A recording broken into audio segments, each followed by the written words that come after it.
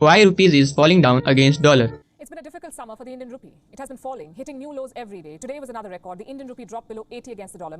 कि भारतीय रुपया $1 के मुकाबले 80 से ज्यादा हो चुका है, यानी इतिहास में पहली बार अमेरिकी डॉलर के मुकाबले भारतीय रुपए 80 के पार चला गया है। इससे पहले कि वीडियो शुरू हो, आप इंपोर्ट और एक्सपोर्ट के बारे में जान लें। जब कोई देश किसी दूसरे देश से सामान मंगाता है तो उसे इंपोर्ट कहते हैं, और वही देश किसी दूसरे देश को सामान बेचता है तो उसे एक्सपोर्ट कहते हैं।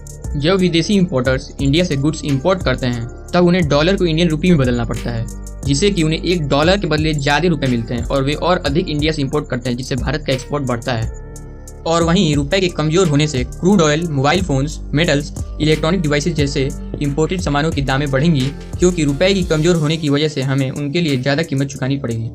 कब कहा जा सकता है कि रुपया कमज़ोर हो रहा है या मजबूत? इसे हम डॉलर के मुकाबले देखते हैं। जब $1 के बदले ज़्यादा रुपए होंगे इसका मतलब रुपया कमज़ोर है, और जब $1 के बदले कम रुपए होंगे तब इसका मतलब रुपया मजबूत है। 2010 की तुलना में 2022 में रुपया करीब 38 रुपये कमज़ोर हो चुका है। 2010 में $1 की कीमत 45.72 रुपये थी, जबकि आज इसकी कीमत करीब 89.09 हो गई है। आखिर भारत का करेंसी इतना गिरता क्यों जा रहा है, जिसे इंग्लिश में करेंसी डिप्रिसिएशन कहते हैं? इसका सीधा साधा ये जवाब है कि भारत का विदेशी मुद्रा भंडार लगातार कम होते जा रहा है, क्योंकि भारत को दूसरे देश से सामान डॉलर में खरीदना पड़ता है। समझ लीजिए भारत को अमेरिका से कोई $100 का सामान खरीदना हो, इसके लिए भारत को 7,909 रुपये देने होंगे, जबकि भारत अगर उसे बदले में $100 का सामान एक्सपोर्ट कर दे तो ट्रेड बैलेंस बना रहेगा और उसे ज़्यादा रुपये नहीं देने होंगे।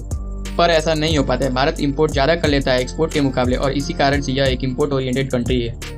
कुल मिलाकर देखा जाए तो रुपए में जैसे जैसे कमजोरी बढ़ेगी, आम आदमी की भी मुसीबत उतनी ही बढ़ती जाएगी। इसका सबसे बड़ा रीजन यह है कि हमारा देश एक्सपोर्ट से ज़्यादा इंपोर्ट पर निर्भर होता जा रहा है। ज़्यादातर इंपोर्ट एक्सपोर्ट अमेरिकी डॉलर में ही होते हैं, इसलिए बाहरी देशों से कुछ भी खरीदने के लिए हमें अधिक रुपए खर्च करने पड़ेंगे। ऐसे में पेट्रोल डीजल के साथ साथ और भी इंपोर्ट की हुई सामानों की देश में कीमत महंगी होती जाएगी।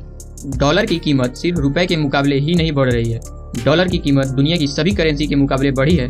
अगर आप दुनिया के टॉप अर्थव्यवस्था वाले देशों से तुलना करेंगे तो देखेंगे कि डॉलर के मुकाबले रुपए की कीमत उतनी नहीं गिरी है जितनी बाकी देशों की गिरी है। यूरो डॉलर के मुकाबले पिछले 20 साल के न्यूनतम स्तर पर है। कुछ दिनों पहले $1 की कीमत लगभग $1 हो गई थी, जो कि 2009 के आसपास $1.5 थी।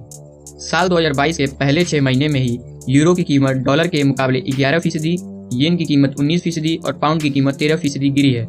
इसी समय के भारतीय रुपए में करीब 6% की गिरावट आई है, यानी भारतीय रुपया यूरो, पाउंड और येन के मुकाबले कम गिरा है।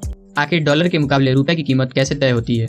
किसी भी देश की करेंसी की कीमत अर्थव्यवस्था के बेसिक सिद्धांत, डिमांड और सप्लाई पर आधारित होती है। फॉरेन एक्सचेंज मार्केट में जिस करेंसी की डिमांड ज़्यादा होगी उसकी कीमत भी ज़्यादा होगी, जिस करेंसी की डिमांड कम होगी उसकी कीमत भी कम होगी। यह पूरी तरह से ऑटोमेटेड है। सरकारें करेंसी के रेट को सीधे प्रभावित नहीं कर सकती हैं।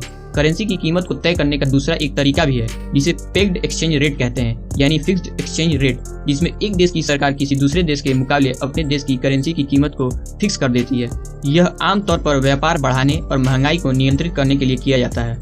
उदाहरण के तौर पर नेपाल ने भारत के साथ फिक्स्ड पेग्ड एक्सचेंज रेट अपनाया है। इसलिए एक भारतीय रुपए की कीमत नेपाल में 1.6 नेपाली रुपए होती है। नेपाल के अलावा मिडिल ईस्ट के कई देशों ने भी फिक्स्ड एक्सचेंज रेट अपनाया है।